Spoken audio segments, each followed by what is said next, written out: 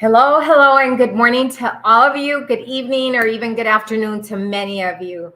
Today, this is the Power Talk live stream, and we are talking about a very critical topic that is really very, very important to talk about. It's the mental health awareness. And the reason we're talking about it is because it's the awareness month, and we're ending with this topic. And with me is the co-host Ragne Sinica's World Women Empowerment Leader. So thank you, Ragne, for being here and co-hosting with me. Dr. Angelica, it's always a pleasure to be co-hosting all the events with you, because in the end of the day, all the incredible work that you're doing, creating awareness, creating access to opportunities like education, and really helping people on a day-to-day level, because in the end of the day, a lot of people maybe have this. Maybe that they don't even recognize that their mental health is impacted by the environment where they are, or by the people that they are surrounded with. So I think today's topic is really important to raise the awareness regarding the mental health. And I think the stories and the people that will be presenting today will give their experience, their expertise, and that can help a lot of people. So thank you very much for joining us today, and thank you, Angelica, for really organizing this panel. Thank you. And you will be hearing from phenomenal women today. And we're asking if you can help us spread the message, because this message is not about us. It's about helping and touching and making a difference in people's lives. So if you can share, you can comment, and really be engaged, because this is a conversation that needs to be taken place, not only today, not only this month, but we need to continue having this conversation so that we can reach and help many children and adults. And just the children is a very shocking moment, right, to talk about. For us that live in Texas, I'm a Texas person, and we had a scene in Uvalde where 19 children and 2 teachers were killed, and it's due to mental health and not being able to pinpoint the red flags and the symptoms, which a lot of these women today will be talking about and touching on, because we have 4.4 million children diagnosed with anxiety, and we have about 1.9 million that are diagnosed with depression. So how do we help? And that's what we're going to be here discussing: opportunities, options, resources, and ways to really identify the red flags. So with us today, we have our first speaker, and I mean, I admire her, and amazing, phenomenal lady, Cheryl Putterman. Help me pronounce it, because I don't want to really break it, right? Yes, Cheryl Buderman is the correct way to say Yes, thank you. So she's an internationally trained and certified mind, body, nutrition, and stress practitioner, CEO at Nourishment Vitality, a premium health and wellness platform specializing in stress and anxiety, holistic weight management. And I'm going to bring her up because it's a pleasure, like, having her here with us. Hey, Cheryl. Thank you for being. Hey, thank you so much. It's an absolute honor to be here with you this evening. Hello to everybody. And thank you so much, Dr. Angelica and Ragne, for providing us all the opportunity for conversations and for discussions on such important topics that are dealing with mental health. Now, as we exit Mental Health Awareness Month, I think that we can safely say that we certainly don't leave behind the importance of mental health awareness. At the end of the day, awareness is always that first step. A recent Global Wellness Institute paper actually states that mental wellness is an internal resource that helps us think, feel, connect, and function. Mental wellness is what helps to shift the perspective away from stigma to shared humanity. Now, even though the mental health field has done a lot of work to mitigate the stigma surrounding mental illness, a sense of shame, denial, and secrecy continues to afflict people in communities and cultures around the world. Mental wellness is what can help shift our focus towards a more positive and empowering approach.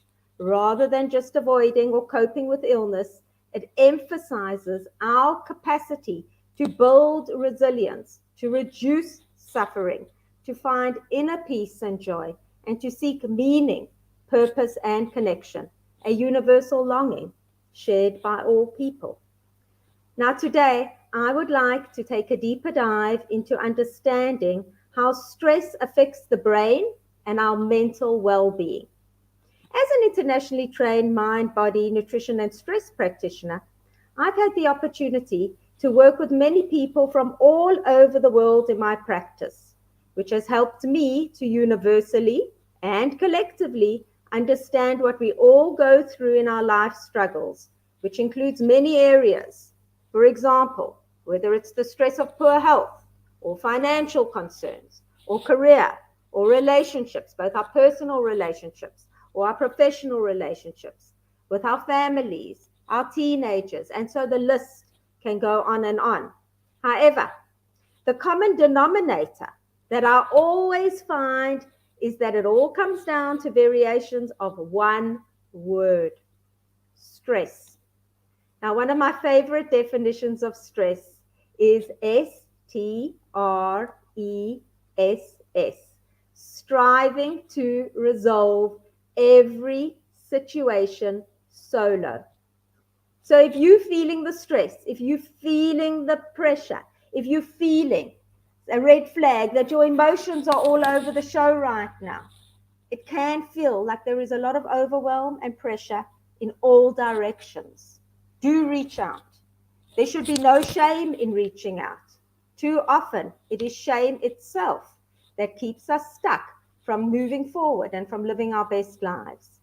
At the end of the day, your body responds to the way that you think, feel, or act. That is why it is so important to understand and learn about your own individual stresses and how stress works in the body and how stress can affect your brain. This is what will empower you to get ahead of the stress before the stress gets ahead of you. Stress is something that shows up in the way that we work, think, eat, and relate to one another. So it's not one big stressful event that I'm talking about. It's all of the ways that we move through life that causes stress to show up and impact our nervous systems.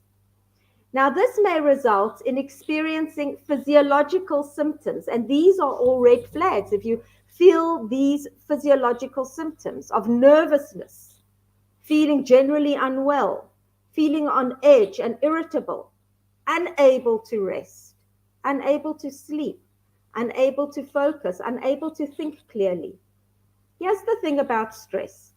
And as a stress practitioner, I emphasize over and over that stress is not bad in and of itself. In fact, it's necessary for humans to survive. Stress is like our internal alarm system. It tells us when we need to fight, flee, or even freeze as a response to danger. Way back when we were more engaged with nature and relying on the land for food and survival, stress supported us in getting out of dangerous situations. It was meant to give us a burst of adrenaline in the moment so that we could move and protect ourselves and protect our loved ones. However, in modern day culture, we are experiencing the same alarm system. But it's as if this alarm is going off all of the time. Now, the volume may be turned down lower, but your body can still feel it. So imagine if you had a smoke alarm in the house that wouldn't stop beeping. And every day you can hear it beeping, but you really can't get it to stop. That is going to create quite the disturbance in your mind and in your body. And that's how the stress feels when you're having to live with it as the norm. We know how the effects of stress on the brain can impact us emotionally, psychologically, and physiologically. But how many of us actually know about its specific and long-term effects on the brain? We can see how stress starts in the brain and the brain instructs the body on how to handle the threat. The brain is simply trying to protect you and your body from harm. It's doing its job. It's very common for people to do things under stress that they regularly regret. And people often report going numb or seeing red as their discernment is turned down and their immediate reflexes take over. And this is what happens when we take action from a stressed brain. And it makes sense considering where the stress is coming from and where the stress response comes from. However, it is preventable. Unchecked, this effect of stress on the brain can have more than a physiological effect. It will impact your mood, it will impact your habits, your productivity, your self-belief, and your personal and your professional relationships. But the good news is that the effects of stress on the brain does not need to be permanent. And by being aware of your own mental health, you can learn how to identify your stresses and manage their impact on your life. So what can you do? Firstly, accept that there are consequences if things don't change. If you can teach your brain to really internalize that there are serious consequences to letting stress go unchecked, you're more likely to take action now. Secondly, slow down. Slow down when it comes to doing most things. Rushing and moving unnecessarily fast is like food for stress. It feeds into that anxiety and only causes it to build. So what's the antidote? Slowing down. Slow down more in the morning. Slow down your breathing. Slow down when you eat. Slow down in the shower. Just try slowness when you can. It has been shown to help the body immediately, and it will shift from sympathetic nervous system dominance to parasympathetic nervous system dominance. Also, remember to nourish yourself, eat well, move your body as a way of celebration. Value rest and sleep and drink more water. Now, these may sound so basic, yet they are so potent when it comes to ridding your system of unnecessary stress. Your brain especially needs that sleep and rest time to really recover and replenish itself from the day. And finally, value yourself. Stress affects your health, but also directs your quality of life. So what kind of life would you prefer to live in? What's it going to take to begin? I'm Cheryl Putterman, co-founder of Nourishment Vitality, where we offer a shame-free, non-judgmental space to deal with the stresses that we face every day, including stress relief, fatigue, anxiety, weight management, and more. You can find me all over social media and do reach out. I'm here to help. Thank you. Thank you. Thank you so much. Can you repeat your acronym for stress again? Because I got striving to resolve every Situation situation. solo. At the end of the day, we're not alone.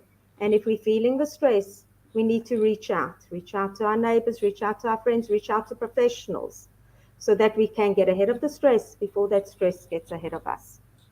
Absolutely. Thank you. Thank you so much. Um, how can people reach you and connect with you? Because I know that this is your specialty and how you focus on helping people with mental health. I'm all over social media. You can Google Cheryl Putterman and I'll come up. You can also find me at Nourishment Vitality, www.nourishmentvitality.com. Or you can send a message on LinkedIn, through the website, on Facebook, on Twitter, on TikTok, on Instagram. Cheryl Putterman, Nourishment Vitality. Guys, do reach out. We have plenty of free resources on our website as well that you can simply just download and start to take action now as well. Thank you. Thank you so much for joining us. And if you can send me the link, I'll put it up here right now for you. Will do. Thank you. Thanks. Bye-bye. Our next speaker. She is amazing, phenomenal, an influencer, a motivational speaker, a keynote speaker, and it's Gigi Sabat. So I'm going to bring her up. Gigi, you're Thank you. doing amazing work. and you've been transforming lives in so many ways. So thank you for the work that you do, because it's greatly appreciated. Regne, do you want to add anything? Well, yes, Gigi is a true example when the topics that nobody really wants to touch and nobody really wants to get deep dive into them because it will hurt and it will stir up some emotions, and we all know that for long period of time it was a taboo to talk about things that might affect us, or the way that we show our weakness, which stress or having mental health issues was considered. No, so I think that the work that Gigi is doing on a daily basis, and the incredible topics and the people that she brings forward is something absolutely admirable. And it's truly an honor to walk the journey with you, and looking forward to hear your presentation today. Thank you, Dr. B and Ragni. Thank It's you. an honor to be here with The all of stage you. is yours. Thank you. Now, ladies and gentlemen, write this down. God not being first in our society is the issue. I'll say it again. God not being first in our society is the issue. And I'll say it again. God not being first in our society is the issue. When we talk about mental health stems from unhealed trauma. Now, recently I launched a book titled Overcoming Heart Blocks, Inspiring Stories for Healing from Trauma, with other amazing individuals from all over the world, where we spoke about trauma. And what we found was that trauma can stem from any major challenge that has occurred in your life or issue. And so when we do not address the trauma, that can lead to mental health. So it's so important to acknowledge trauma. Acknowledge the trauma that you may have endured. And it's so important to take the time to heal. Take the time to heal. No one can rush the process of you healing. It's so important for you to take self-care. Self-care truly matters. And so when we get quiet, we can actually hear him. And when I'm saying him, I'm referring to God. And so it's so important to get quiet and pray. Prayer truly matters as well. And now, when we talk about mental health, many individuals, when you ask them, where do you believe your mental health issue stems from as well in regards to your trauma?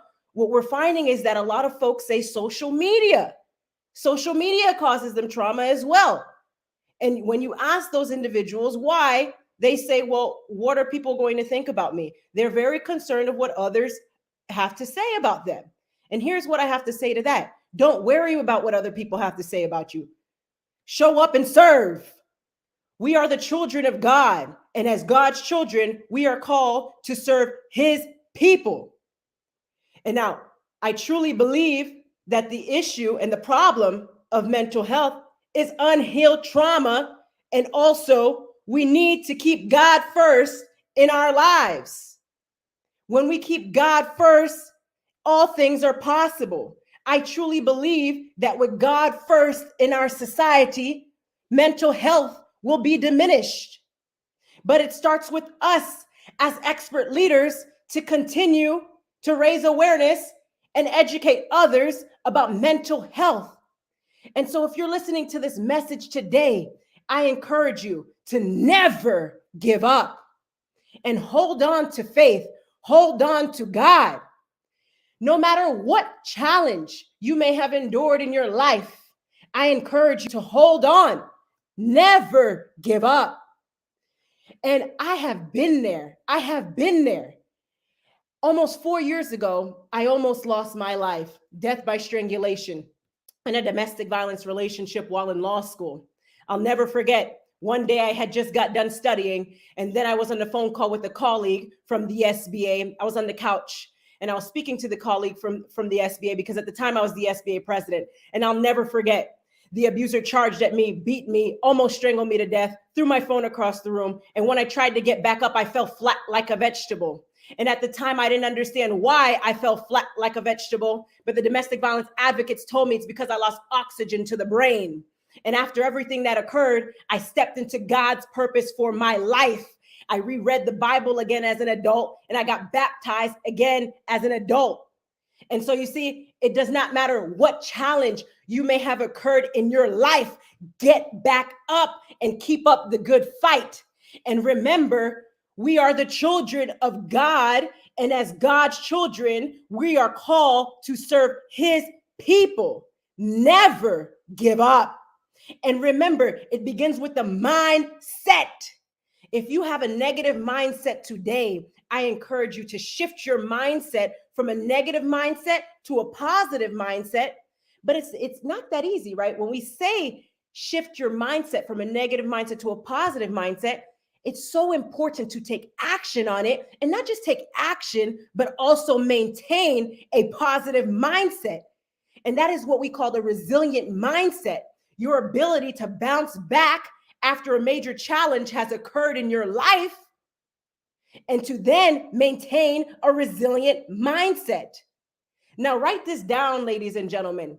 Growth is truly the beauty of life. I'll say it again. Growth is truly the beauty of life. And I'll say it again. Growth is truly the beauty of life. And so you see, if you have a mental health issue now, there is hope. You can overcome, because with God, all things are possible.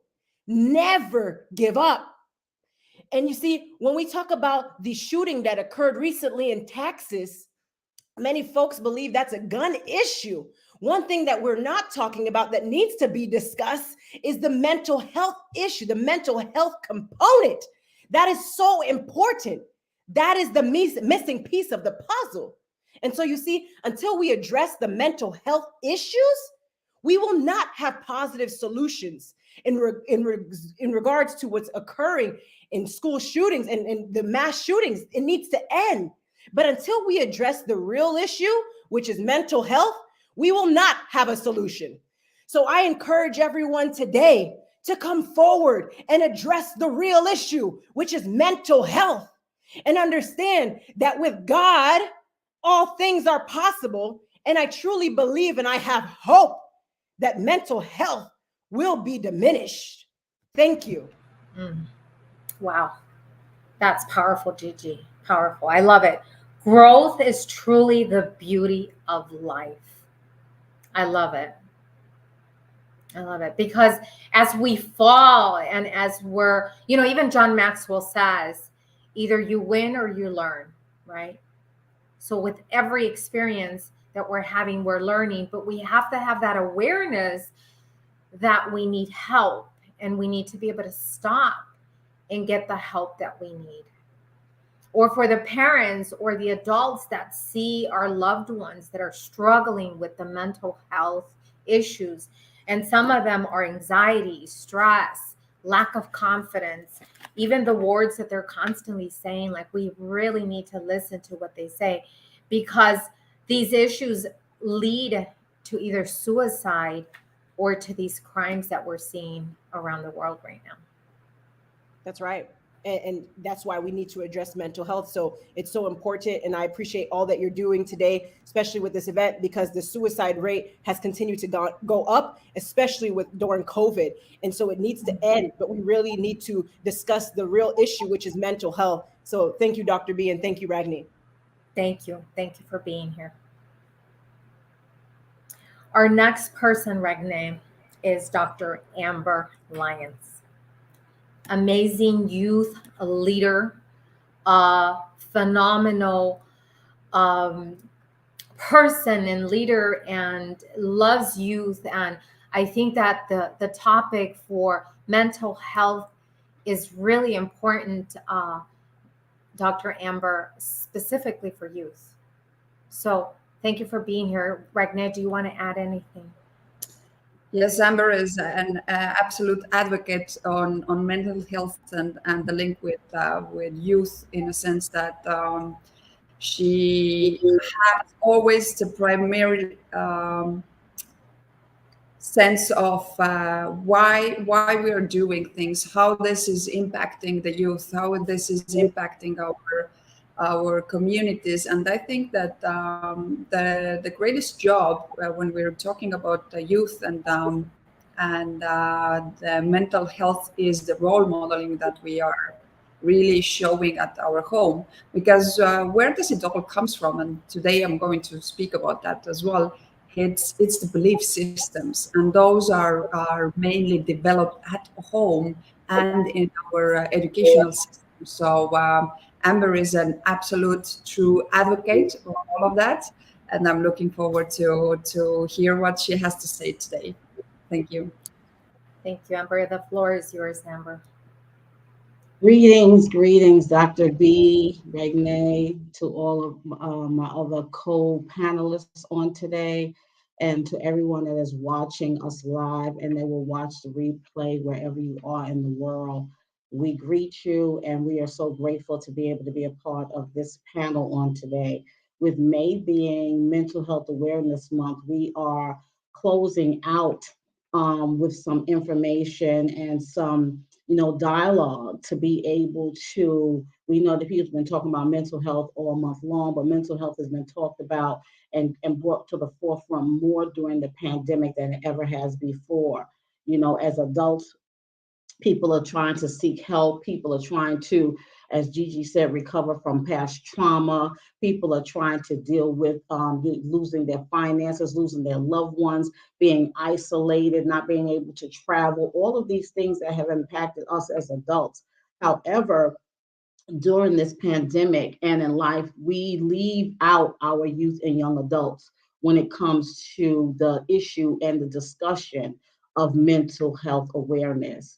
And that is a big error on our part, because we need to come to the understanding and the knowledge of knowing that our youth are struggling in that area. They are dealing with depression. As you already heard Dr. B, Dr. Angelica already say that over 9 million youth are dealing with depression. They're dealing with anxiety. They're dealing with bipolar issues. There's so many different mental health issues that our youth are dealing with. But one of the biggest ones is depression.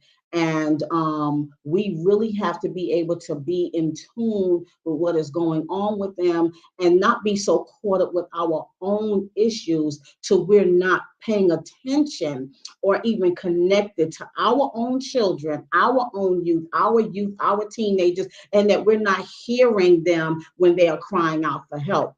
So one of the things that I wanted to do today was talk about a word called cope. Okay, so when we cope, it's really just trying to deal with a difficult situation. It's trying to deal with problems that are happening in your life, as being able to try to, effectively deal with something difficult. So you're coping. But what I want to do is break that word down and give you some information in regards to tips that can help us be able to be more in tune with our young people. When we have suicide being the leading cause of deaths in our young people between the ages of 15 and 29 globally. That is the leading cause of death, suicide amongst our young people. And it's the second leading cause of death amongst our females ages 15 to 19. That is a serious issue. My organization, From Pain to Purpose Incorporated, I'm the CEO and founder From Pain to Purpose Incorporated, and we have our youth program called Healing Pain Through the Arts, where we do so many different things with the youth, and we have so many different platforms. But one of the our big initiatives is our Healing Pain Through the Arts Youth Spotlight Awards. And in 2021, we honored 9 young people. September 25th, we honored 9 young people. And 2 of them were 2 young ladies whose lives had already been taken and from them in this earth. One young lady was a young lady in our church who had passed away in a car accident at the age of 21, and we wanted to honor her life. Her name was Arlena Ariana Heron. And then we had a 9-year-old young lady named Mackenzie Adams who actually committed suicide because of she was being bullied. Now, listen, my question is, Greetings, Minister Belinda. Thank you to everyone that is joining, that is supporting. My question is, how does a 9-year-old even know how to commit suicide?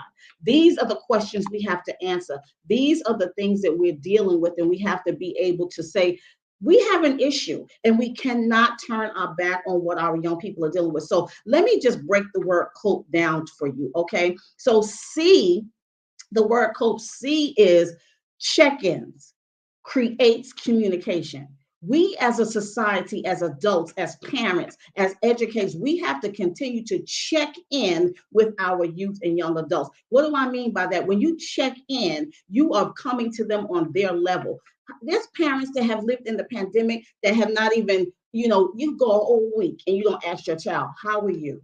How's things affecting you? How is, not being able to associate with your children, with your peers? Well, now the kids are back in school, the majority of them, and they're not just virtual anymore. But even during the whole year when they were in virtual, parents were so busy, trying to cook meals and work from home, or either go out to work and come back in and trying to deal with network issues and this and that and this teacher. It was so much that a lot of parents were not realizing that they were not checking in and creating that level of communication with their children, their own children could be able to feel comfortable and safe to open up and say, I'm not doing well. I feel sad. I don't feel like I'm, doing good in my classes. The whole semester will go by and the parents will find out that the child was failing in that class because they were not checking in with their children. Check in creates communication on a deeper level than just, good morning, or how was your day? No, you got to sit down and create that safe space and be able to let them know that they can talk to you. And you have to do this periodically, check in with them, let them know that you are a safe space, that they can actually come to you and say, Mom, Dad, I'm not feeling good. Something is bothering me. Somebody is bullying me. They're making fun of me. We have to take the time. The O is observation opens opportunities. When we are seeing that our children's behavior patterns are changing, Dr. B talked about some red flags. When you begin to see that they were usually jovial and bright-eyed and always the life of the party, all of a sudden their body language is changing. Their clothing method, dress style is changing. Now they're dressing with big over, clothing, and they used to be meticulous, and now you can see that they don't really care about what they're wearing. Yes, kids' style for fashion changes, but you have to be able to tap in and see, is this something that's affecting them mentally? When they used to talk to you, now they're shutting down. And yet when they grow older, their communication does lessen. That's why you have to be able to check in. You have to make sure that you're not observing something that you know is not like your child, and then you just leave it and you don't tap into the opportunity. Your observation it opens up opportunities. So that's your O. Use your opportunities to see their behavior, to see that there's things that's changing about them. Use your opportunities to be able to create that space so that they can know that we're going to work through this together. There is nothing that's too hard. There was a video that's on Instagram going around right now of this little boy talking about he wants to be, and I believe they said there was this teacher that videoed him. What do you want to be when you grow up? I want to be a killer. I want to be a murderer. I mean, this little boy is not even a teenager yet. He's saying, I want to be a killer. I want to be a murderer. I like killing. Excuse me, what are we doing about this? Are we just going to be all on social media observing this? We're not going to take the opportunity to do something to help this young man, to do something to create a space for his parents. Are they aware of this video? Do they know that he was videoed like this? Do they know that he's saying these things? We can't wait until he's 16, because he ain't gonna wait till 18. We can't wait till he's 16 years old and then turn around and say, oh, he killed a bunch of people, and you want to dig up that video from when he was younger and use it as proof that something was wrong with him. No, use that as an opportunity, an observation for an opportunity. We have to look at the provision, the P. Provision provides purpose. We have to provide the help that is needed for our young people so that they can be able to go from this place of being in despair, feeling like they're all by themselves, feeling like that there is no hope, feeling like that they don't have anybody they can talk to. They can just talk to their friends, some of them are in just as bad situations They need to be able to know we're going to provide the resources that they need. If they need a therapist, let's get that set up. Let's connect. Let's seek out the therapist that's going to be comfortable for them, someone that they can relate to, someone that's going to understand what they're dealing with. We can't use patchwork. We just want to put a band-aid on everything. We cannot do that. We have to be able to provide, use provision, provides purpose. Your purpose is the health, the mental health of our youth and young adults. They matter too. We have to be able to know that they let them know they're not struggling by themselves. We're going to provide provision so that they can have the purpose of their life's dream and their goals to be fulfilled and not just ignore what's happening. We have to be able to understand that the E is eagerness to elevate everyone.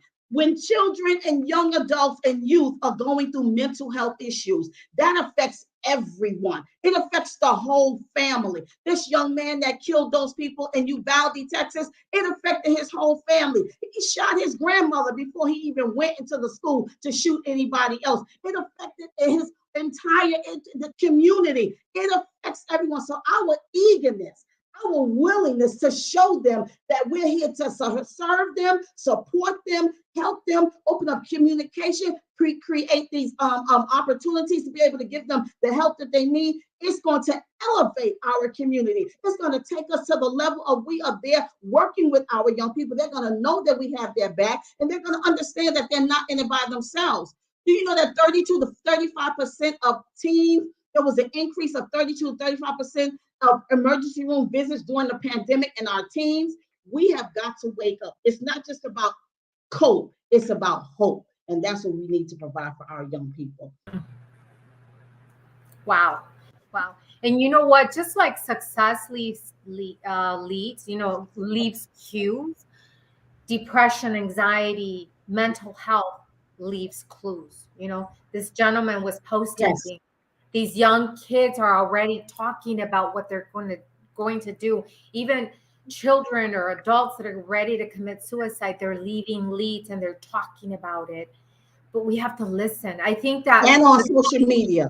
They're putting it on social media, and we cannot just want to make everything go viral. We have got to open our eyes and become the mandated reporters. I'm like, where is the person that videotaped that little boy is a mandated reporter. You need to be reporting this. It's not just about your video going viral. This is somebody's life, a child's life. mm-hmm. Look, don't get me started. Y'all know I'm Hey, your word is power. No, as I say, it all becomes within us. So if we step up and if we take the responsibility of talking about it and not talking about it, but really making the changes in our homes, in our schools, in our society.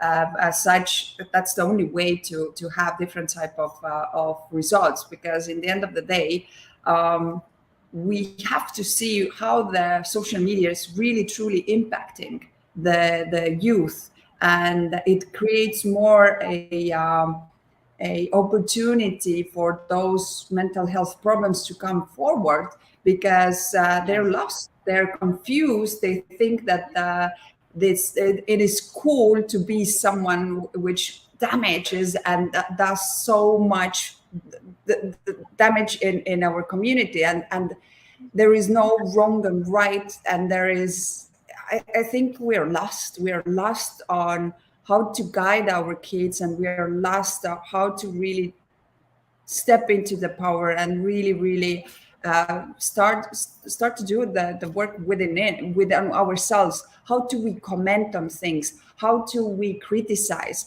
How do we are creating it, and the kids are seeing it, because the way that you criticize someone, whether it's yourself or other person, will leave the mark on our youth. So we need to be autocritical to start with. What are we saying? How are we behaving, acting? Because this is creating a lot of role modeling for youth. Mm-hmm, mm-hmm. Yeah.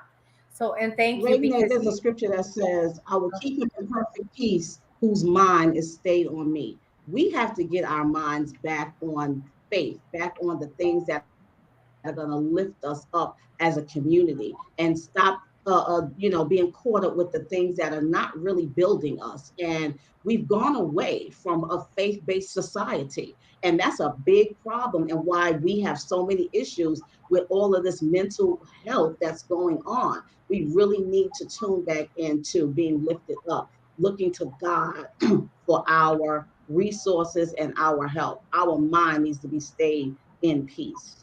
Mhm. Absolutely. And it's the other important point. I know that we're going over, so be patient with us, but the topics are really rich and very important. I think the check in that you talked about, Dr. Amber, is critical.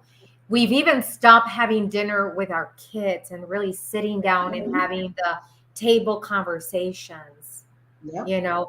And I think that as parents, we need to bring it back. Yes, we're busy. Yes, we're running around, but those table conversations are important, because that's your check-in time, you know. So thank you for addressing that. And we can go on for Because hours. when we're at the table, everybody's on their phone. Everybody's on their phone at the table, you know. So if you're even at the table, or everyone's in a different room eating. So you're so correct. We have to get back to some of those traditional values, even in a modern world. We do have to. Absolutely. Thank you. Thank you so much for being here. We're asking those that are watching this mental health awareness conversation. The topics are so juicy, critical, important that we address them, that we not only reach 10 people, 20 people, we need to reach the massive, because people need to listen to the conversations we're having today and be able to find resources and options on how to help our loved ones, or even when we experience it, then we need to be able to get help. So thank you, Dr. Amber, for being here, and Thank you for blessings having to me. you for the conversation. Thank you. Thank you. Thank you so much. Regne, this is such a critical topic, and it's so important.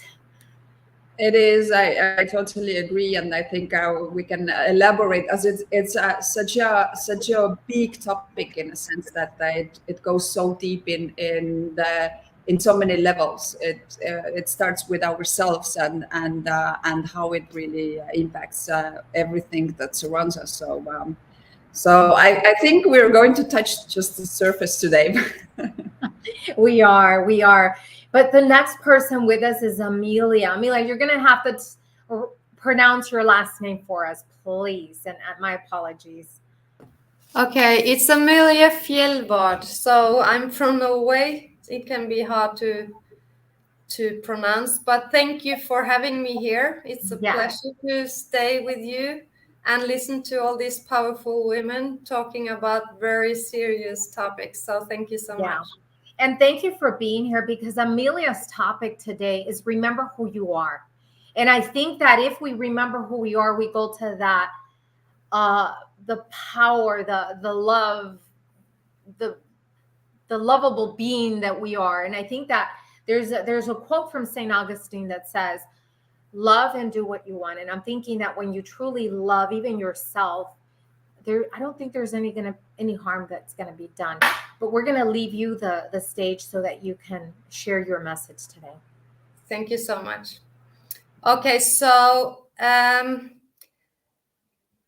want you to ask yourself the question, what kind of world are we living in? And for me, I see people running constantly. They are so much in hurry all the time. And as women, especially, we are givers. So we never use time, or we don't prioritize the time to listen into how we feel, how we are today, and who we are truly are, you know. It's like we are caught up in this rat race of chasing whatever success, or getting the children in time to school, or as you mentioned earlier, the time to listen, having this meal together with the children. It's like we don't prioritize it, and we are just running around like crazy, and we have lost ourselves. We are disconnected, and we are so caught up into the success. I will ask, what is success? Is it really a big house or a beautiful car or, enough money on the account? For me, it's all the small things. And I think we need to go back to that. Of course, it's good to be successful, but at what cost? So the precious things like having time, eating dinner with our children, I mean, we should never lose that. Or watch a movie with them, or just have a talk whenever, have a walk. I live in Norway, we have beautiful nature, and I love to be outside. And I even have a forest bath with my children and grandchildren, just to connect and be in the now. So I think we should be better at just grounding ourselves and be in the now and remember who we are. And we can only do that if we listen carefully and go inwards, right? And have some peace from all this outside noise. But I would like to address the stress and the burnout, the anxiety, because I see it so much, both with my clients, but also with friends and colleagues. And we often think about burnout. The reasons for us being stressed or burnout is because we have long working hours or lack of support, or we push because we are pushing beyond our limits. We don't have enough holidays or whatever excuse we have. But the root cause that I want you to think about is actually three things that I want to mention now. It's the lack of boundaries, because if you know how to create boundaries for yourself, the world will look better. If everyone knew how to set boundaries, it would be a less stressful place to stay. We will take the time if we have boundaries for ourselves. And the second thing is perfectionism, because I feel that as a woman, especially, I'm a teacher, and I know that I was never good enough. I was working and doing so many things for all the students and the colleagues, and at work, at home, everywhere, and it was never good enough. And for me, it's like I had to learn how to just say that, okay, I don't need to be perfect. We don't need to expect our children to be perfect. We need to teach our children to have boundaries also, of course.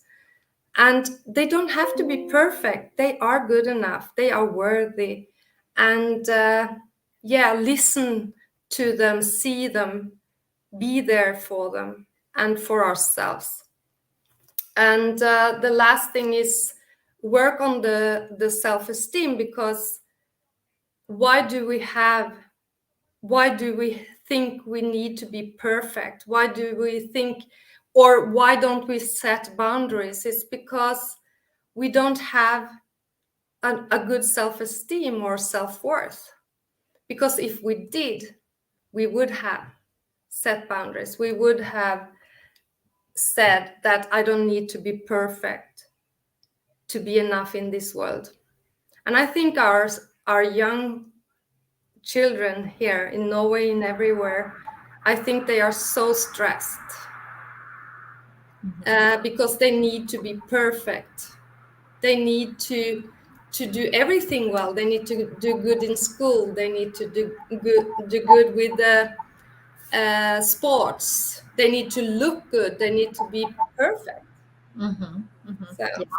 And Keba says, what is perfect, and that's like a next conversation that we should be having, Amelia, because I think that as adults, we've been programmed to think that we have to be in a certain way. There's a norm. and we have to follow the norm of being in a certain way, talking a certain way. And instead of giving our children options and saying, okay, that's one way to do it, why don't you try it this way? Instead of telling them how we think it should be, right? And I'll give you an example. Like when we were growing up, we were playing in the street and running. I know now there's like a different environment. So now we're like, don't play. So what's the option? Hey, go play in the yard. Let's take them to the park. Let's do something different than not just tell them, don't climb the tree because you're going to fall, but teach them options on how to do things to explore instead of putting fear in people. Right? What do you think, Regne? I think exactly. I think that one, we are killing the sense of curiosity in our kids because we don't take time. We don't take time to answer them, and we don't ask them why do they ask the question or why do they think that things are working that way. Because we are just out of not having the time, not having the really the will to take the time, the drive to listen and really ask, okay, why do you ask the question? Why is it so important for you to know that? And what do you think, you as whatever age you are, why the things are like this or why things are working like that? So I think that that part doesn't exist nowadays. Obviously, there's always exceptions. There is always parents who do that, but I think that we really have the addiction to be busy, and that ruins a lot of that authentic connection with our kids. Yeah, I think it's because we cannot ever give what we don't have. And if we go around as adults stressed and burned out and not connected to who we are and our values, how can we be good parents if we are lost? Mm-hmm. Mm-hmm. Right. The other thing you talked about was boundaries. And I'm going to speak to the teachers in the world. I was a teacher, so don't get offended. But I think as teachers, when our children in school, they voice what they want, sometimes we get offended, like, why are you talking back? Or why are you answering? Why don't we teach them how to ask? And so that we don't feel that they're offending us, so that they know how to create boundaries also, and they know how to use their voice. Because I think if constantly we're telling them to be quiet, don't speak, why are you talking this way, then we are also stopping their voice from being heard. If when I was working as a teacher, and the reason for me not working as a teacher anymore is because I wanted to see each student. I wanted to work on the boundaries. I wanted to increase their self-esteem. I wanted them to understand that they don't have to be perfect, but the system, when you have 33 students in one classroom, as we have in Norway many times, it's impossible when we have to do so many other things, like grading them. I'm forced as a teacher to grade them because that's just how it is, and I don't believe in that, and so my values are hurting. and I get in an energy that I don't want to be, because I don't feel that I can help them as I want to help them. Mm-hmm. Because I don't believe in punishment. I believe in communication. I believe in lifting them up and connect. I believe in listening to them and see them. And it's just not, the system is wrong. So we have to work on the entire system. I don't know how it is where you are, but we have a work to do here in Norway. Yeah, I think we have a lot of work in the US to do with our educational system, because we do have a broken system, but that's another topic. But again, Amelia, thank you so much for being here and sharing your message. Now, one of the things I'm going to ask, if you could post where people can find you, and share that in the message. There's comments, or you can go to the live and put it there. For all the speakers, please communicate, connect with them. They have amazing work. They have communities that can support you in so many ways that we cannot share here because we're limited in time. But thank you, Amelia, so much. Kisses. And Amelia and I will be having an event in Norway that relates to business women that are under stress and anxiety. So you'll hear more about that very, very soon. The next person, Ragne, is Dr. Nitsuki Nakoko. An amazing individual, powerful leader. She has the power to lead with integrity, global epic leader forum, management consultant, coach, entrepreneur, global public speaker, author, podcast, and host. Thank you, Nitsuki, for being here. Thank you so much for having me, Dr. B, and thank you, Ragni, for always being great. Beautiful. We are looking forward to hear from you as always. Very representable on the side that represents South Africa. And what I like about Nichiki is that she always steps into her power, and she takes the responsibility for the community very, very seriously. So I'm looking forward to hear with your presentation. Thank you for joining us today. Thank you so much. Thank you very much. Today, I want to share about the assertiveness beyond distraction that requires a positive mindset. We all know that even beyond the pandemic, there would be situations where you have set your goals, you know what you want, you know what you are doing, but there will be distractions along your way. Things that will just come between you and your goals and your timing and the resources to achieve the goals that you have set for yourself or the business or the family or the church community or even the governmental community. So today I want to share about how to personally navigate successfully during difficult times, times of change, times of uncertainty. The research results shows that suicide rate is very high on Mondays. Would wonder why, because people are coming from their families, having time with family over the weekend, but come Monday, it is said to be the day that most people commit suicide. Now, it shows that it is within the individual. Sometimes you sit with someone, families sit with members, not knowing what is going on in their mind, yet they are planning to end their lives. It is because of the situations they are going through. So mental health wellness month is very key. I'm happy, this is the end of my birth month.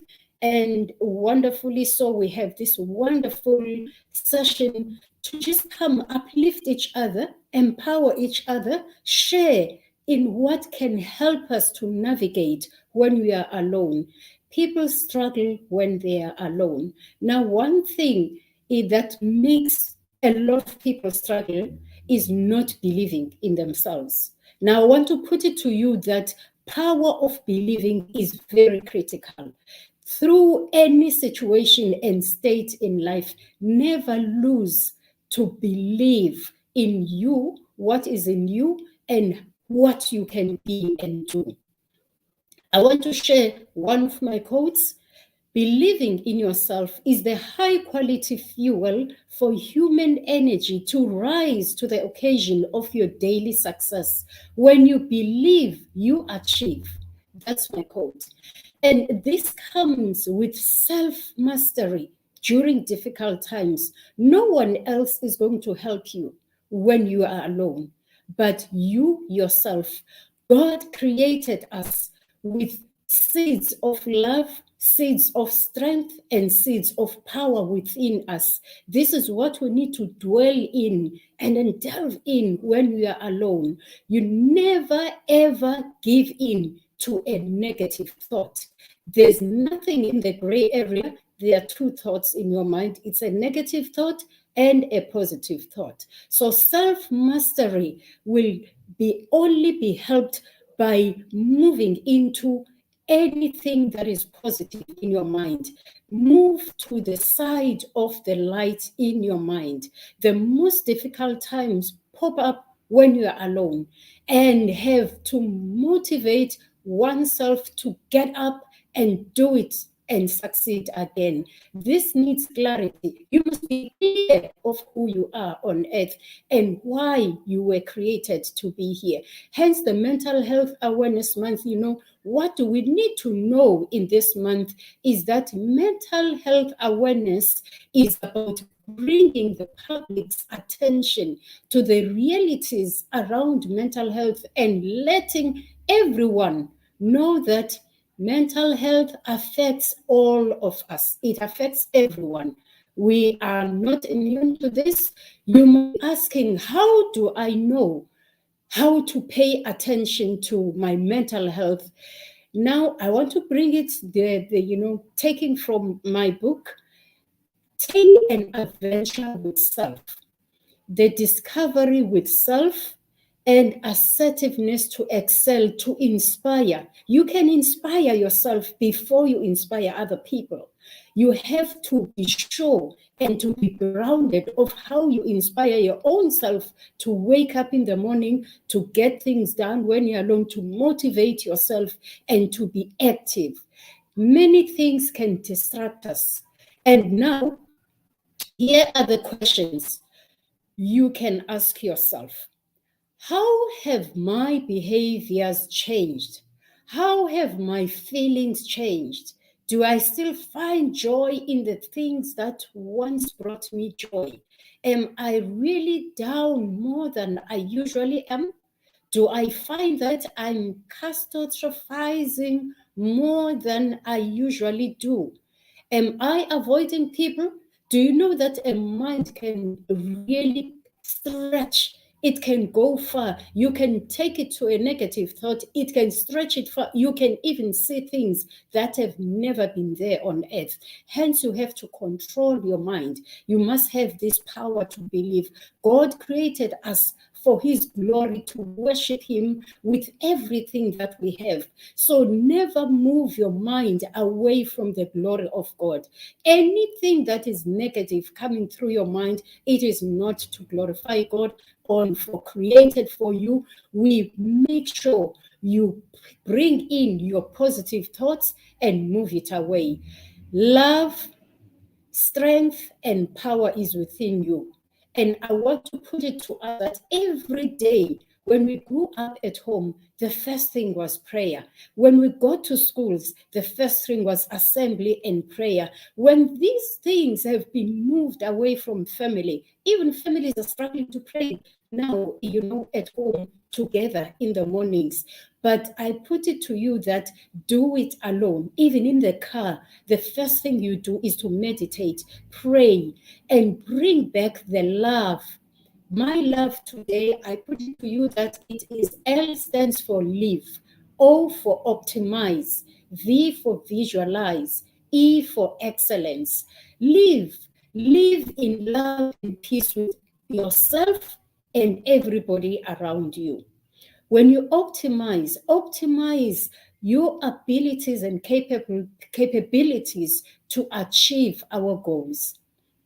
In the Bible it tells us that we have the power to achieve through God's greatness. We visualize our greatness. We excel in our performance to be great leaders, starting with leading yourself. This adventure is for personal mastery. Lead yourself before you can lead others. In the mental institutions, I have experienced something that was so painful, Dr. B. I went there for help, but the nursing sister, the way she treated me, it was like, what have I done? Why is she throwing tantrums at me? And I was asking the Holy Spirit, what should I do? Should I fight? Should I talk back? What message? The more I asked questions, the more she was fighting with me. And the Holy Spirit said, move away. You have seen what people are going through. Mental health is key. Even those who are in the mental institutions and nursing homes, they are struggling. We need to do something about it. Thank you. Yeah.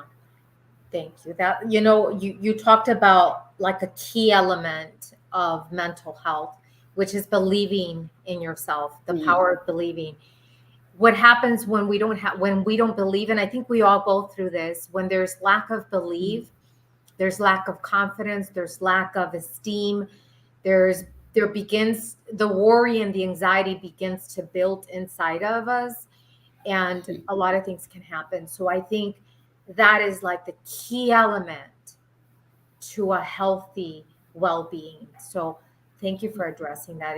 It's huge. Thank you. Ragnar?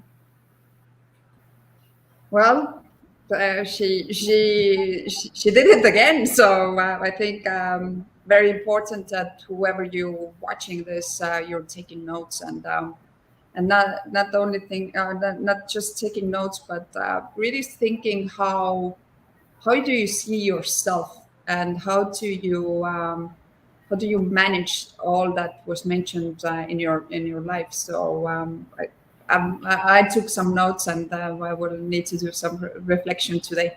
Thank you very much.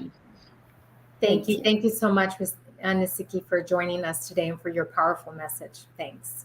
Thanks. Thanks for having me.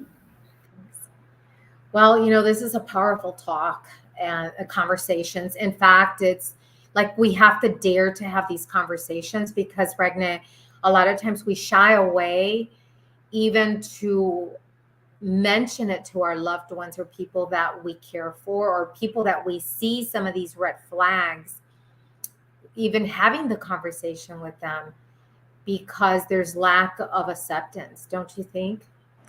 It's one, but it's also how do we communicate? We don't usually communicate in a way that they feel safe to open up.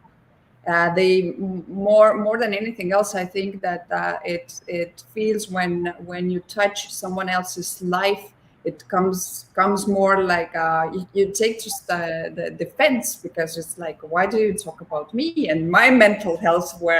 And especially when we are in relationships, no, it's always the first reaction is basically that, no. So I think it's also, how do we address those topics? How do we guide that the people want to open up themselves and they want to share, rather than just going blind and say, hey, I think there's something wrong with you, so Right. bring it on. Now you're like, what do you think? No, everything is fine. And again, we are always thought to be strong and not to show emotions, and it's a sign of weakness to show the emotions, especially if you want to be successful in the world. So I think there needs to be shift in the emotional intelligence, that we really understand that feeling the pain, going through it and letting go is a sign of strength, not just putting them under the sleeve and hoping that it doesn't translate one day into a illness, no. But it really means that we need to do a lot of work with ourselves before we can even go and open up the discussion with someone else. Exactly. I really feel that that's important. And for those of you that are feeling the anxiety and the worry, and that you feel that things are happening and they're not happening to you, they're just happening, and you need to be able to observe, just become the observer instead of fighting it. Because many times you're in a quicksand, and the more that you move and you fight and you try to battle with that emotions or feelings, you're in a quicksand, and you're going to go deeper and deeper and deeper into a dark place that it's going to be hard for people to pull you out. But if you stay still and maybe verbally ask for help, then somebody can come and pull you out, or lend a stick or lend a tool to kind of, where you have the option and the control to pull out of it. So I hope that metaphor helps for many, many of you. But our next speaker, let's bring our next speaker. She is an amazing, phenomenal lady. She, as a 3X world champion, She helps develop skills, gives tools, and maps out the action plan to help people reach their full potential that will help them in a fast track. And even in this field, I know you're going to be talking about recognizing roadmaps, but even in the sports field, you know, Nitsuki was talking about believing in themselves as a sportsman or sportsman woman. You need to be able to believe that you can go out there and fight and run or whatever sports you're in. I mean, it's a huge mindset that you have to be in. Yeah, it's really a fascinating subject, and we've only got a few minutes, and like there's so much around this subject, and I feel like, first of all, thank you for inviting me, Dr. B and Regna. Like, what an esteemed panel to be a part of, and I really appreciate you having me on here. Today, I'm going to talk about recognizing roadblocks. And, being a 3-time world champion, I understand what it takes to be the best in the world. And believe me, you don't get there unless you've worked your stuff out, or a good portion of it. Because I remember when I was training for my, I've been on 8 world championships. It took me 8 years to get my first gold. So I would go in and I would reevaluate things that happened to me, why I didn't get the gold. I would get silver, bronze all the time, but why couldn't I ever reach that pinnacle? And what it came down to is me not having the self-growth I needed, building my confidence to where it needed to be, not having self-judgment and judgment of others, and most importantly, embracing the team mindset and knowing that you're not alone. And a lot of the speakers have talked about that today. So, one of the things what I'm going to talk about today is recognizing roadblocks and the 4 stages to that. But what I really want to say is it's really all about you. If you're ready to let something go, that's great. But if you're not, that's okay too. We need to stop being so hard on ourselves as human beings and just embrace who we are and the greatness that we are. I don't even think we're going to see the repercussions of what's gone on in the last few years in the world for decades. I mean, it's not even here yet. We're just seeing the first part of it, right? So bringing this up now is allowing people to heal on a much quicker level, and giving them the tools that they need to step into it is really what it's all about, right? And I love this. That's why I love this whole session, because you're getting so many good tools from all of these experts. So for me, one of the things that I noticed, the red flags I notice when people aren't moving forward, well, that's the first red flag. They're not moving forward. The second is they keep doing the same behavior. And isn't that the definition of insanity? Right? They want to play the victim. They continue to play the victim because there's a few reasons there. First, who would they be if they weren't the victim and they actually stepped into a greater version of themselves? Would they be willing to handle that? That is scary for a lot of people, right? So this new you, who doesn't need all that old stuff that's been holding you back, could be something great, but you have to be willing to embrace that. This is where you're going to build your confidence and embrace your destiny and actually empower yourself and empower others. I've had some horrible things happen to me as a young child, and I decided, which I never found out till I was much older, I decided that I'm going to use that as fuel to inspire others to step into their power. All right. So I think it's just all about how you define yourself and how you define how you want to help others, right? So what is your mission? What is your goal? Get really clear on that. Let's get back to recognizing roadblocks. So the first thing that I noticed with people, one of the other red flags is they want the change, but they're just not sure how to go about it. So when I was working on my course, Gold Medal Leadership, one of the courses I gave was removing your roadblocks, and recognizing them is so key to this, because you can't remove them if you don't know what they are, right? So the first thing that you want to look at is what is holding you back the most from succeeding and showing up in your life, right? I'll give you some examples. It could be living conditions. It could be money, self-esteem, fear on all levels. It doesn't matter what your fear is fear, right? So why are you afraid? And the question I want you to ask yourself, and I'm not belittling anyone here, is it really fear, or have you made it a bigger fear than it actually is? I'll give you a perfect example. I do not like heights. So I was going on this hike with friends of mine, and to get down to the beach, we were going on a hike. You had to go straight down. I thought about on the stairwell, and I thought about this for weeks. I was like terrified by the time we got there. And then by the time we got there, it wasn't as bad as I thought, right? So I had built this up in my head. I'm not saying that we build things up, but sometimes it does happen. So be aware, like ask yourself, is this real? And if you're not sure, write down why you think it's real. Because that's going to make the difference. If you can validate why it's real, then you've gotten ahead. But if you can't validate why it's real, then why are you holding on to it? Okay. Fear is a big, huge thing that can, on all levels, that can hold people back. Some more reasons. Let me see here. I've got a nice list. So not connecting with enough people, back into the isolation thing. That can really pull back our mental health and make us feel isolated, which is not good on any level. We as human beings are built to relate with other people and connect with them.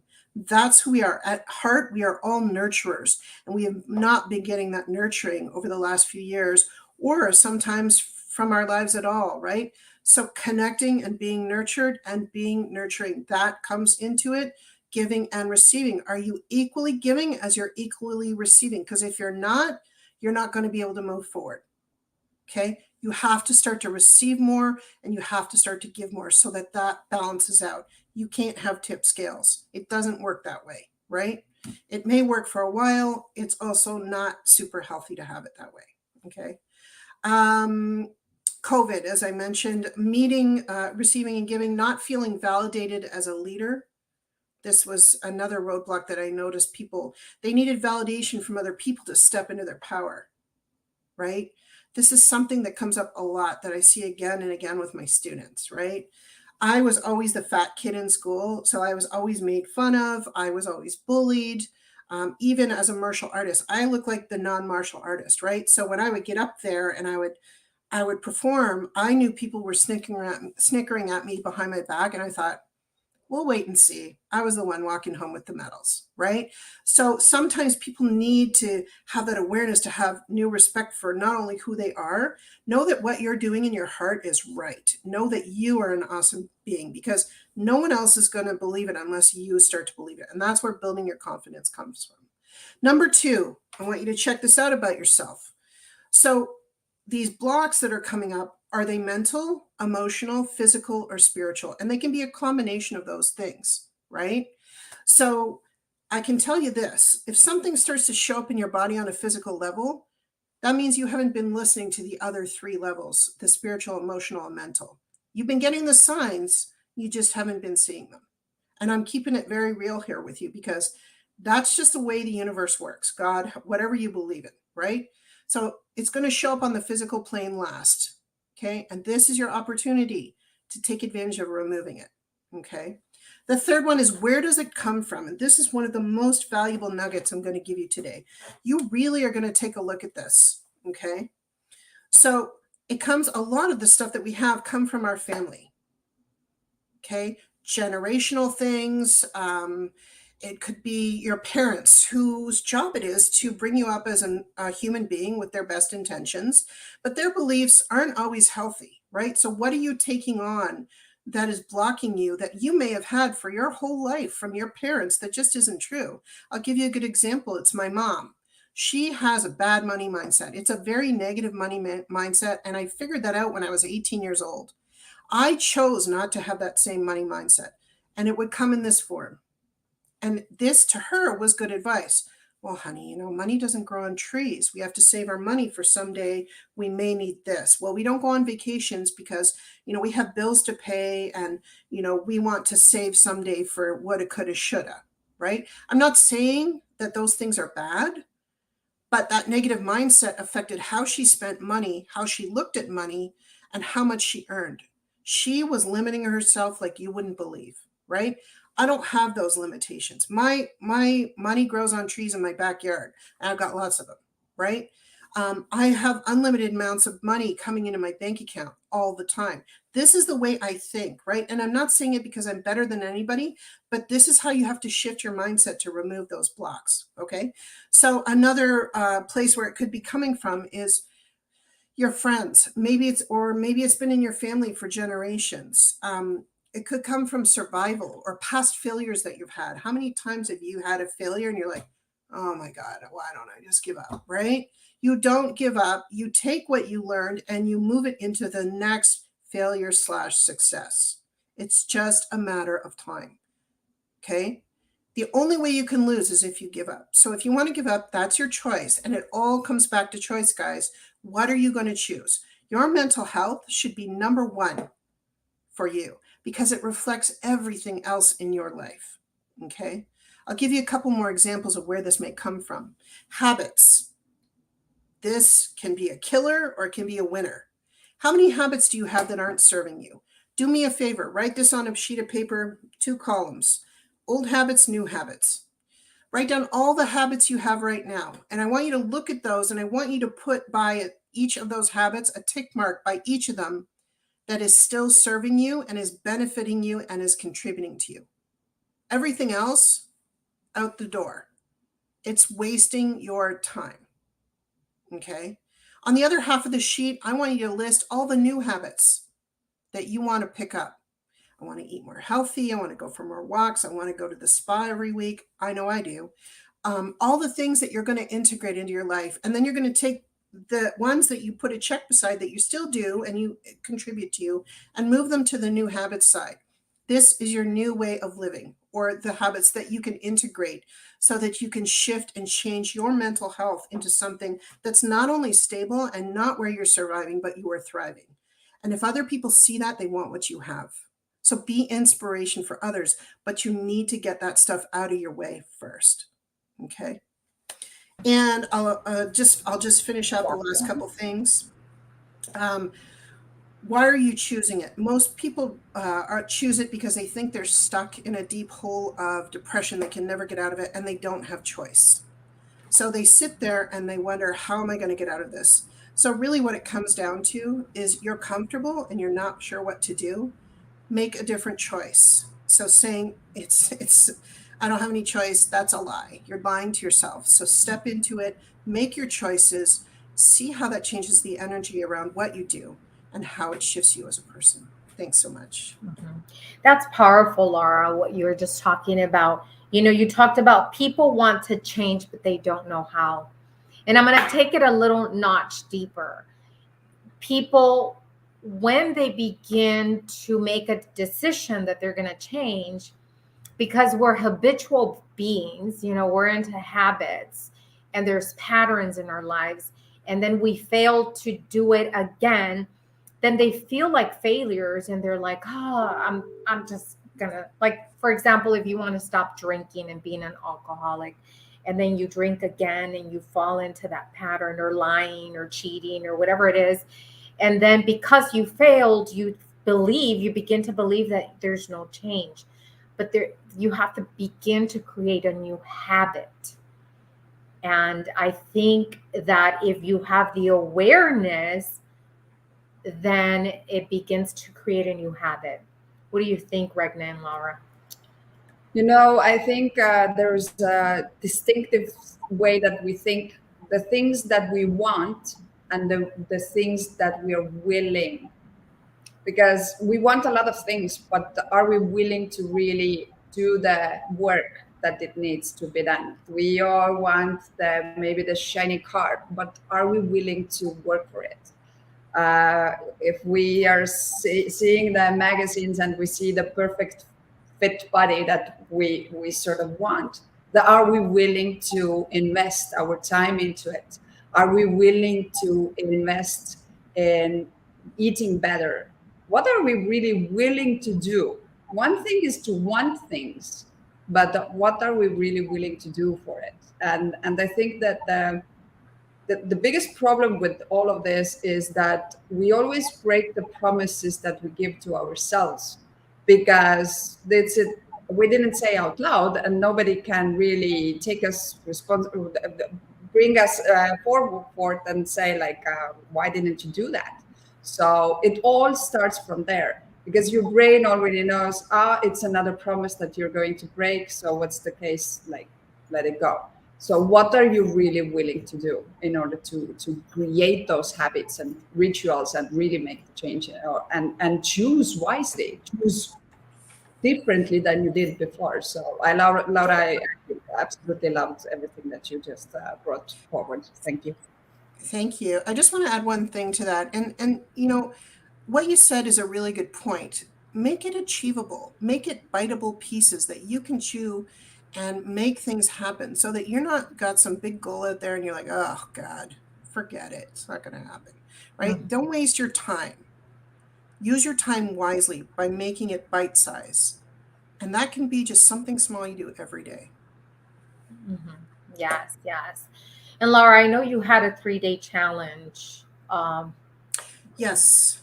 So I will post that 3-day. I have a free 3-day leadership challenge for everyone. So it's basically what would it look like if you were the world champion of your business, if you were the best in the world at what you do, where you are now, and removing your roadblocks. So kind of what I talked about. So after those 3 days, you can actually have dynamic change in your business and in your life. And I'll put my contact info in the information as well.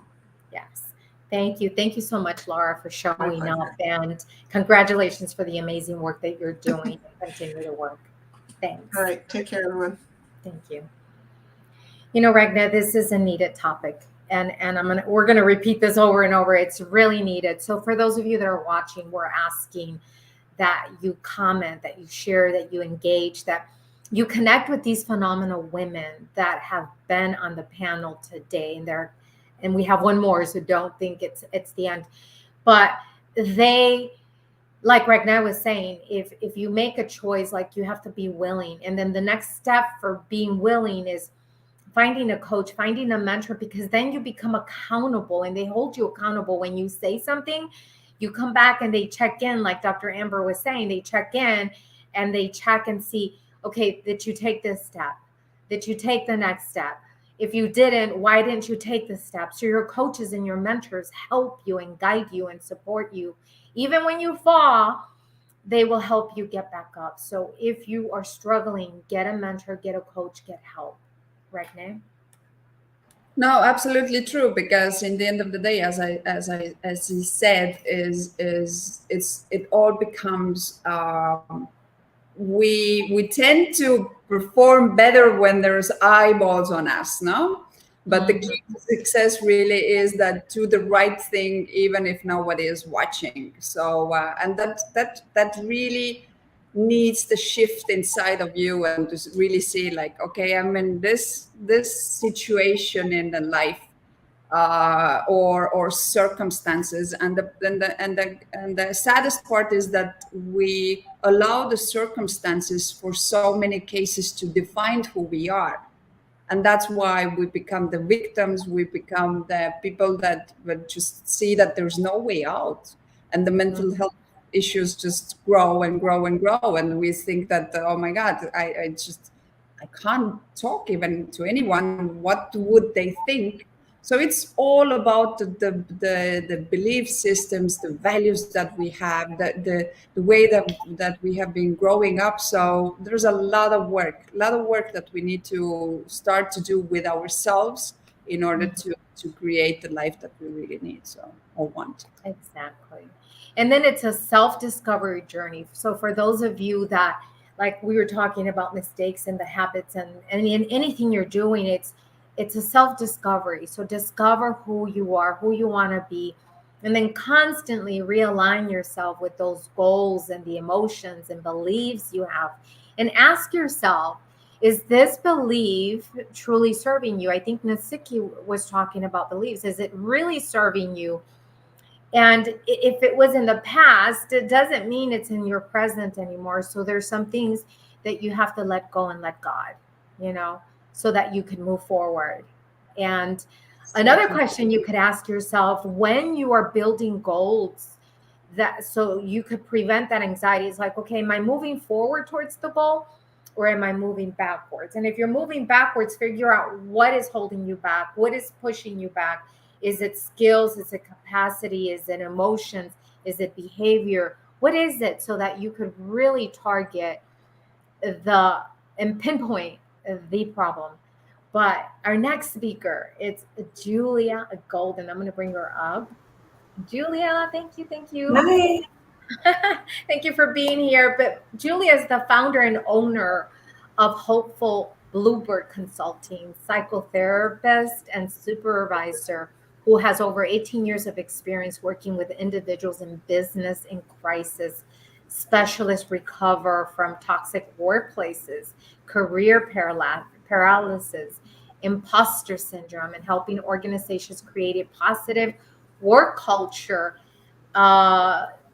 build team cohesiveness, and improve communication and resolve conflicts. And you know what? I think this is a great topic, Julia, because bullying in the workplace has been an issue. And that's one of the big topics that is greatly needed, that creates and affects the mental health of individuals in the workplace. Absolutely, yes. So thanks so much. I'm so excited to join everyone here. So where the space that I live is really where mental health combines with career. And I'll give you a bit of an example here. And so imagine this, and you may already have experienced something similar, but imagine the night before you have to go into work or work remotely, and you feel a dread in your stomach.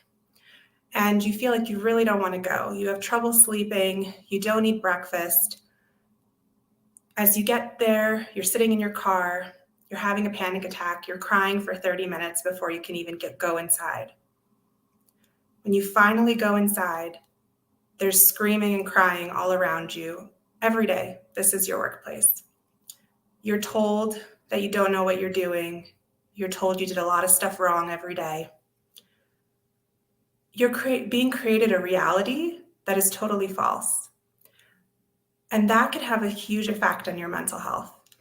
So day in and day out, going into that environment, what I've seen people with PTSD, post-traumatic stress disorder, from the workplace.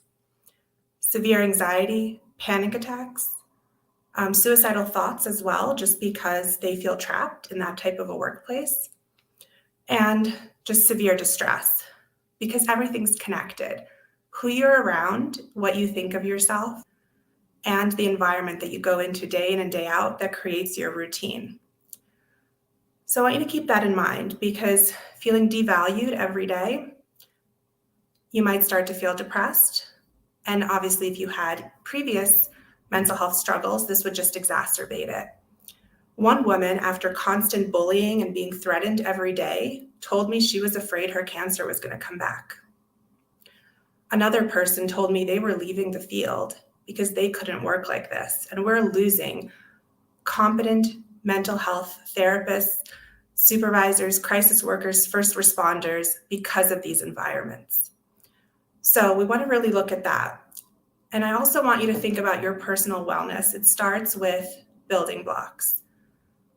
What is your routine every day? Are you getting enough sleep? What are you eating? Are you getting some movement in during the day?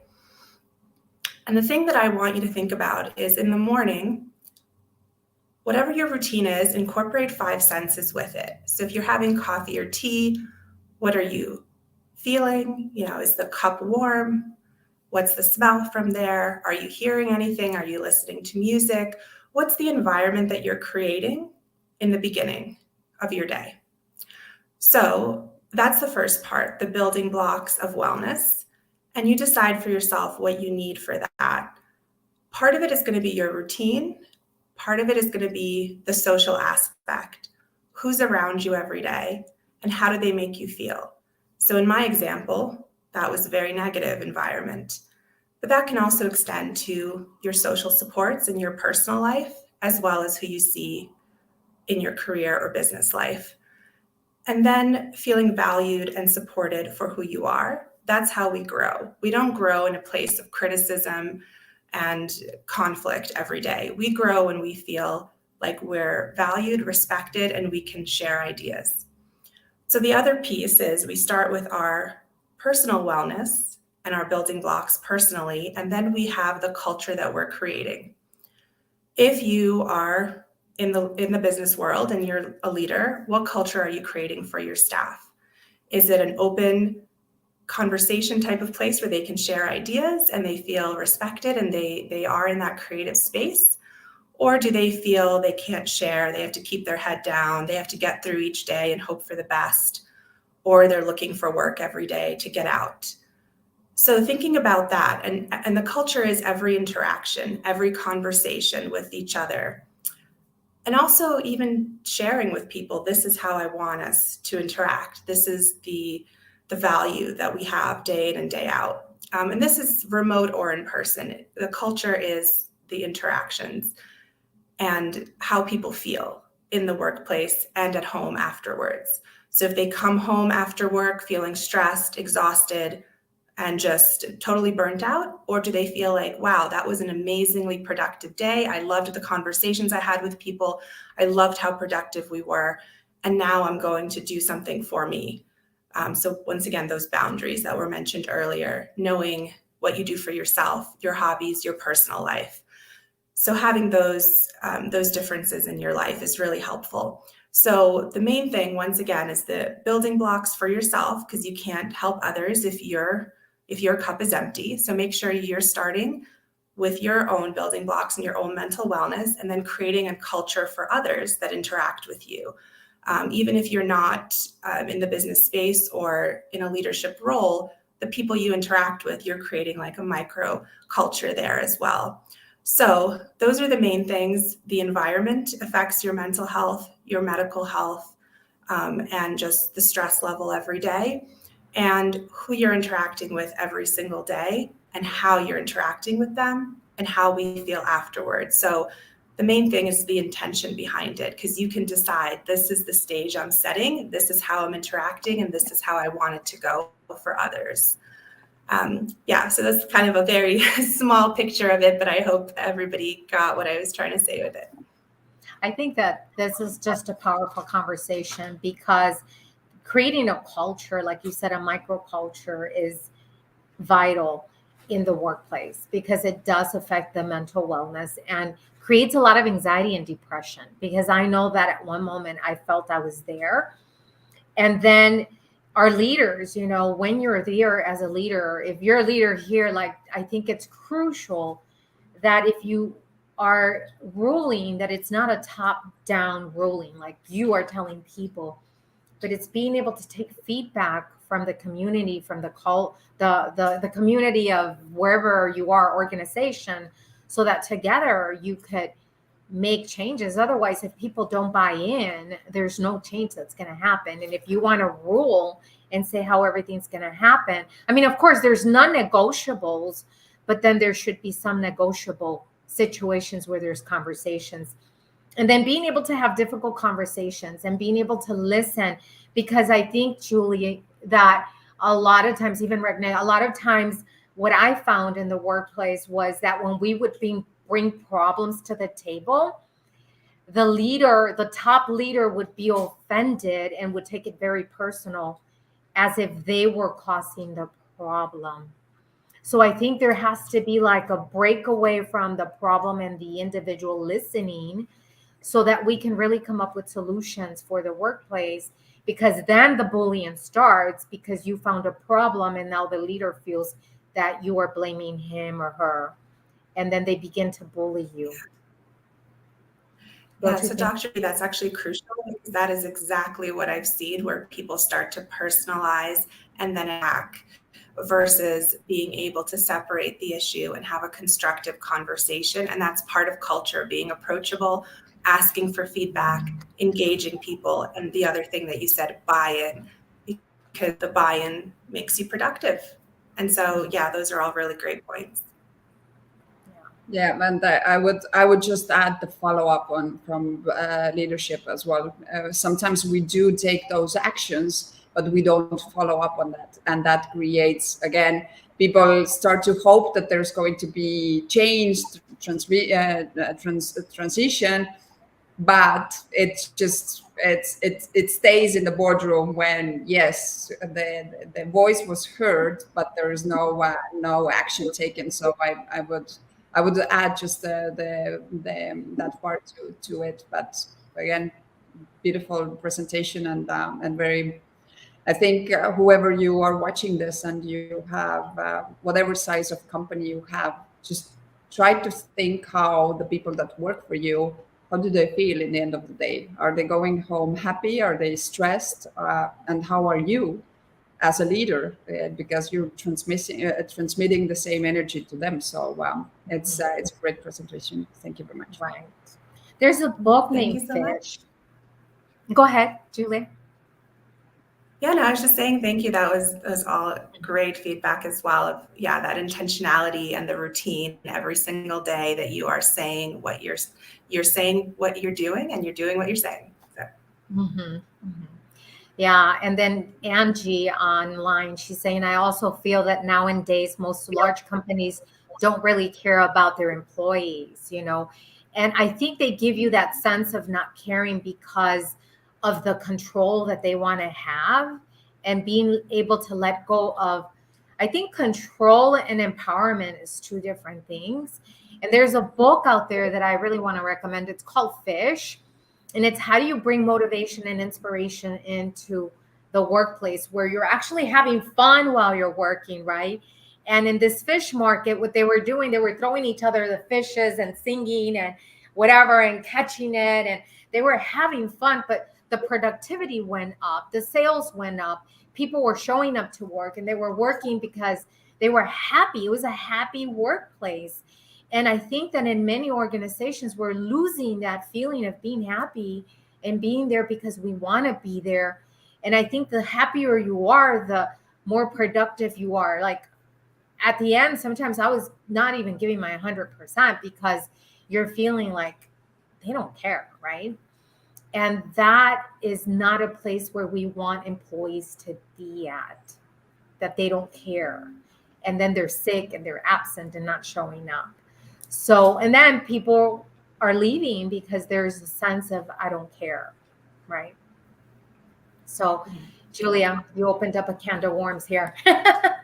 So everybody's hitting on some of the red flags in companies as well. So yes, I'm glad that it's out there and people are making the choices about the place they want to be.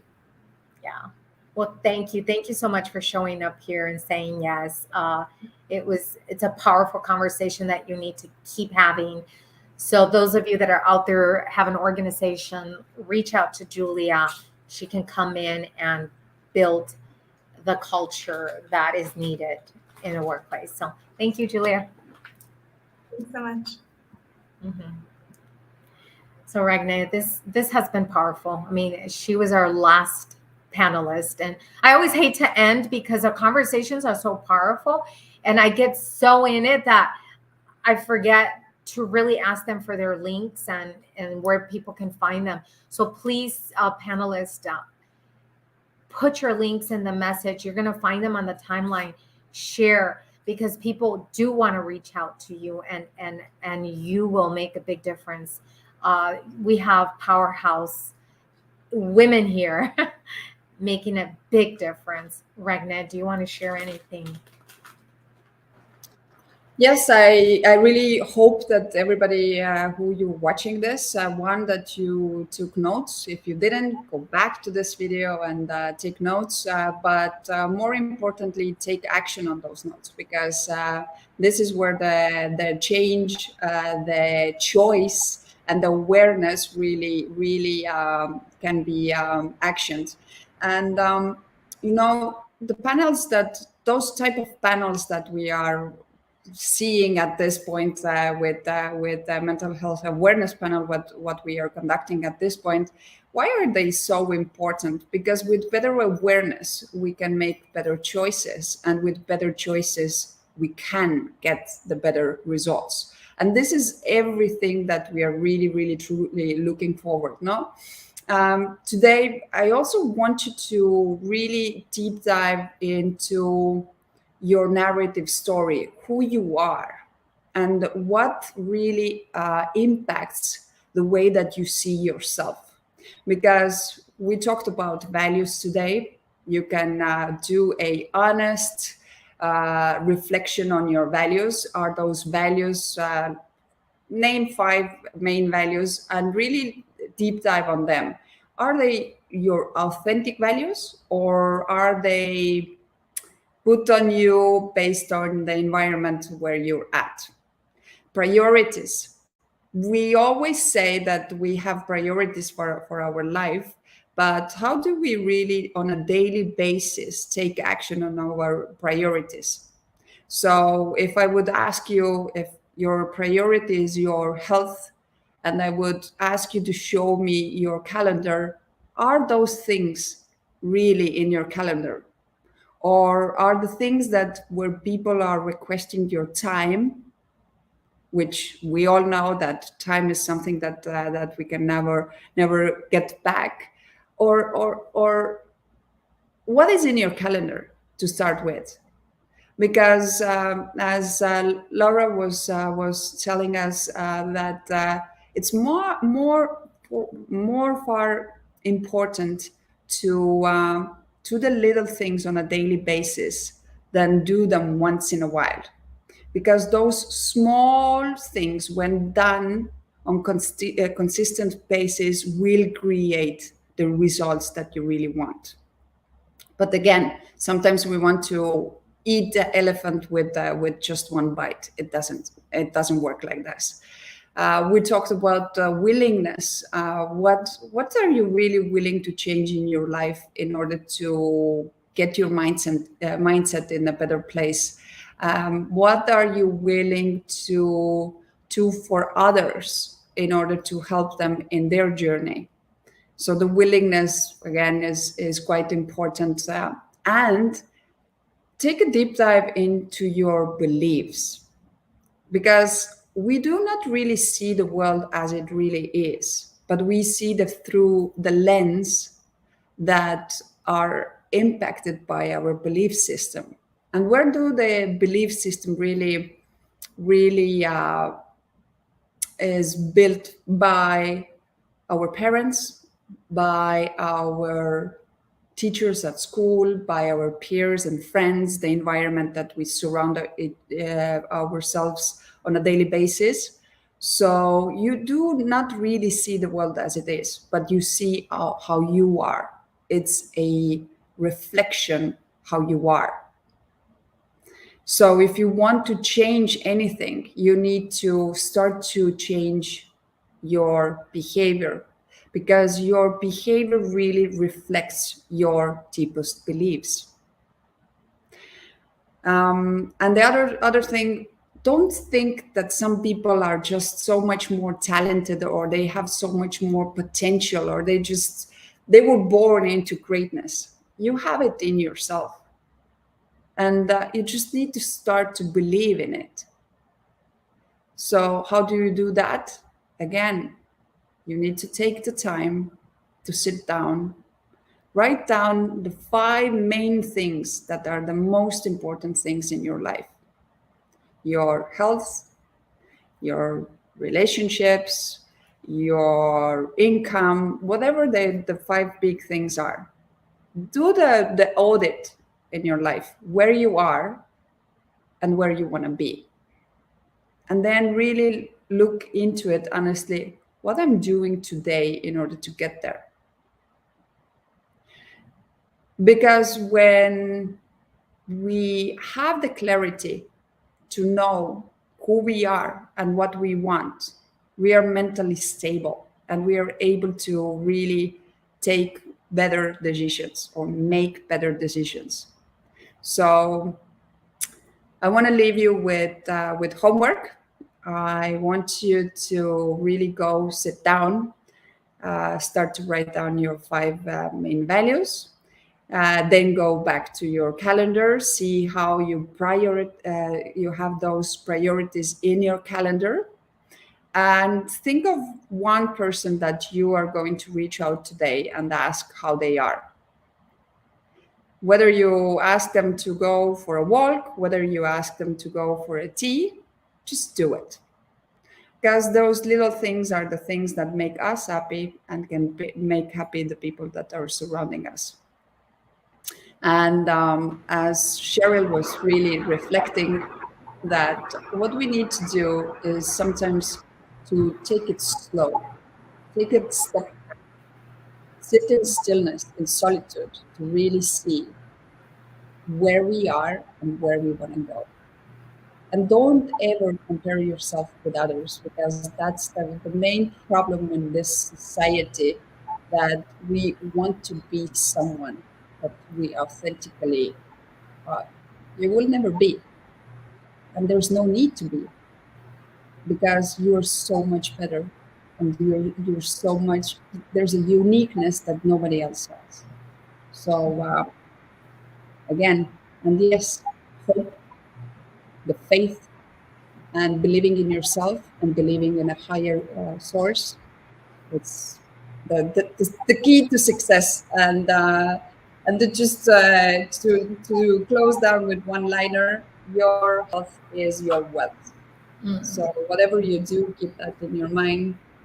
The first part of our life, we are chasing for the wealth, and then the second part of our life, we are chasing for the health. So make a good choices, and be aware of your mindset and your mental health on a daily basis. Thank you very much. Powerful, Regne.